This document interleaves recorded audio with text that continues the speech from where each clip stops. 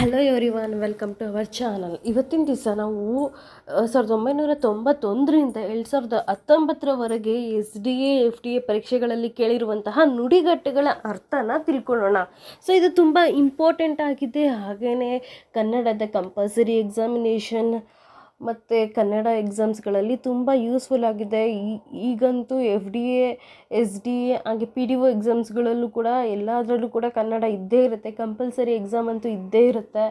ಅದರಲ್ಲೂ 3 ವರ್ಷಕ್ಕೊಂದ್ಸಲ ಅದು compulsory Kannada exam ಕೂಡ ಎಕ್ಸ್ಪೈರ್ ಆಗುತ್ತೆ. ಸೊ ನೀವು ಮತ್ತೆ ಕಲಿತಾನೆ ಇರಬೇಕಾಗುತ್ತೆ.